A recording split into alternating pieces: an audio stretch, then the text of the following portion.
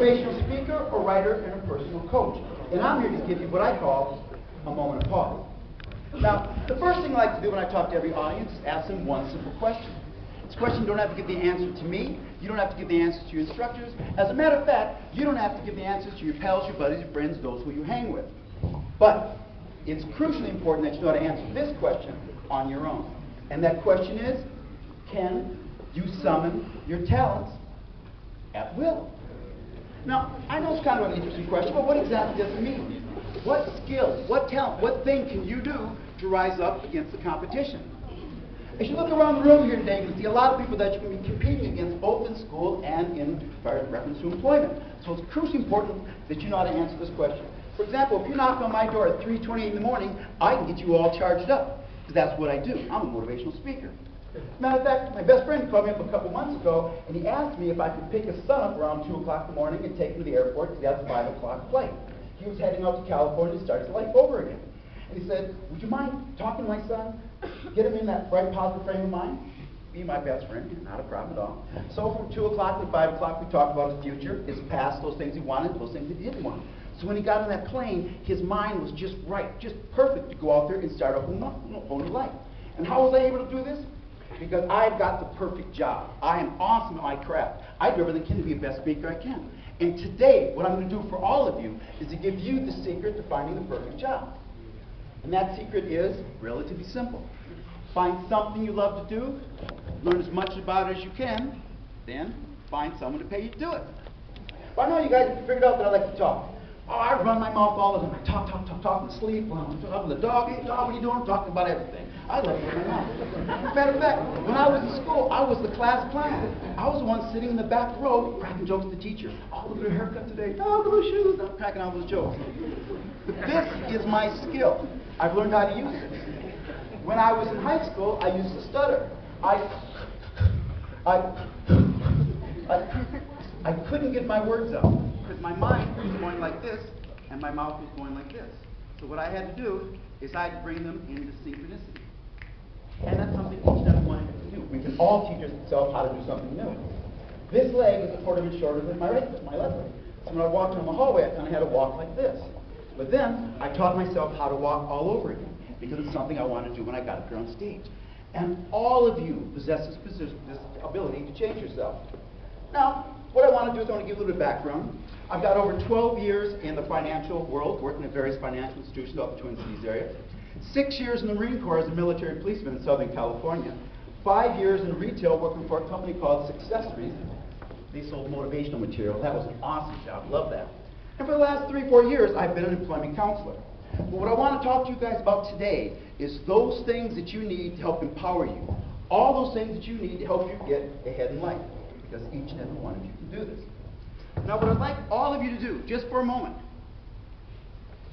I love my walk, gotta have that. Just take a moment, right here, right now, and just pause. Pause for a little bit, about 60 minutes. And I want you to see if you can use any of this information somewhere in your life, if you can apply it somehow. I guarantee that the majority of you are going to get some great stuff out of this. There may be 1 or 2 of you out there that don't, but that's okay. Now, you've probably picked up that I talk really fast. I'm a very fast talker. Not only am I hyper, I've got this fast talking thing going on, but I also realize that I want to get a lot of information to you in a short period of time. Did you know that your average speaker has the ability to speak anywhere between 150 and 200 words per minute? Your average listener has the ability to listen between 350 and 400 words per minute. So if I talked like this, I'll be putting some of you guys to sleep. I don't want to do that. I'm going to be up here moving back and forth, trying to keep you awake. You guys just had some lunch, you're ready to go. Now, I realize that things are going to last in your mind for a while. 30 years ago, I had a social studies teacher named Mr. Tierney, and he taught social studies. And he wanted us to know just one thing when we graduated from that school. And that one thing was, big business runs America. That's all he wanted us to know. But you know, 30 years later, I remember exactly where he was standing in the room, his facial expression. And 3 decades later, it's still in my mind. Some of you guys can remember this information we're going to discuss here today for years. And hopefully some of you will pass it on to some other folks. That's always good. Now I know some of you guys are going, hey man, you don't even know me. How could you possibly motivate me? You know nothing about my life. You know what? You're absolutely correct. There's nothing I can say or do today that's going to change you. I don't possess that ability. Only you can change yourself. That's one of the things we're going to talk about today. I can show you the door, but you have to open it. It's one of the first quotes from the movie The Matrix. You guys seen the movie The Matrix? Some people, maybe not. Got a lot of awesome quotes in there. I think The Matrix is the best training film from what's going on in the movie with what you're going through right now in life. We'll talk about some of the connections later on. Now we'll talk about choosing a career. How many of you guys have heard your parents or friends complain about what they do for a living? Quite a few. Did you know that right now, 85% of society is unhappy with their jobs? Oh, they're in it for the money, they're in it for the benefits, they're in it because they didn't look for another job, or they didn't have the initiative to go find something else that they wanted. But life gets going along pretty quickly. Here you are, you're in high school, you're enjoying yourself, think you got all kind of time ahead of you. Next thing you know, you find a boyfriend or a girlfriend, you guys are all happy and everything, you know. And graduation comes around, man, I want to get a car. I got a car, and everything's going great.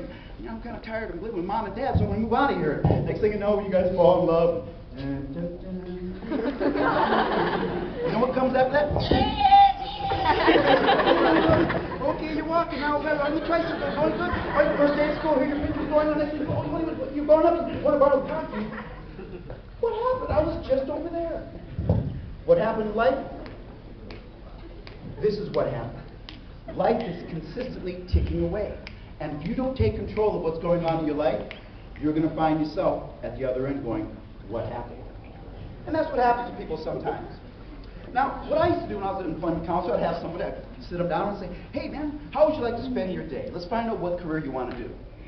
One guy was sitting there was telling me, well, you know, I'd like to go fishing all day long. That's what I like to do. No, I got to find something real. I said, wait a minute. Let's look into that. So we got on the computer and we Googled it. Fishing guides in Minnesota. All kinds of things came up. We picked up one of them. Clicked it on, opened it up, and there's 4 guys there with baseball caps holding up fish. They're all happy. They're making money. The guys going, hey, how did they do this?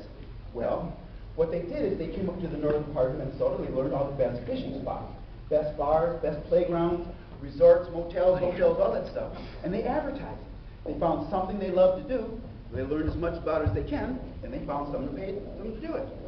Now it said on the site that if you went up there and you spent 1 day with them, it would cost you $250. But if you spent 2 days, they'd give you a little price reduction, make it $350. Now 4 people go up. That's over $1,500 for 2 days' work. Interesting. So way to find it. Find something you enjoy doing. Because everybody in here has something they enjoy doing, not 2 or 3 or 4 or 5. So, there's another thing that you can do is read this book here. It's called What Color Is Your Parachute?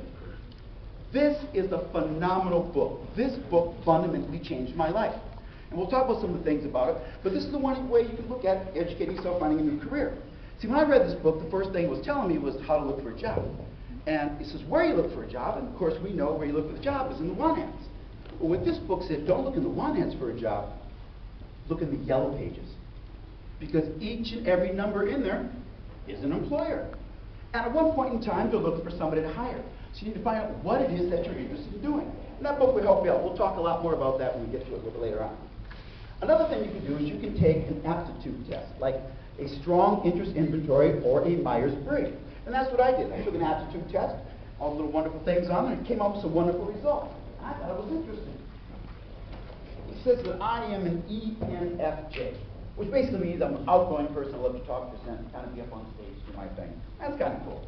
Had some job descriptions, job titles down here, and one of them said that I'd be a motivational speaker. I don't know if that's what I want to do. But a couple other ones on there had me confused.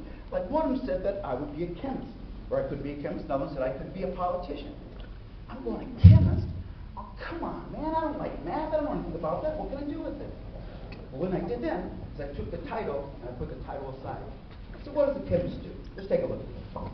And basically what a chemist does is they take one compound and another compound, put them together, make a third, fourth. And I said, oh, light bulb, I get it. I make the connection. See, I make the world's best soup. I'm an awesome soup maker. I start with water and put some vegetables in there, shred some chicken, some mushrooms, baby bella mushrooms, all this stuff. Next thing you know, it's perfect, excellent soup. I do the same thing with people. I'm talking about the skills. You need to change this one. You need to learn this. This one is obsolete. Get rid of it. Put on a nice smile, get dressed up clothes, positive attitude, go for that job. Now you got a career.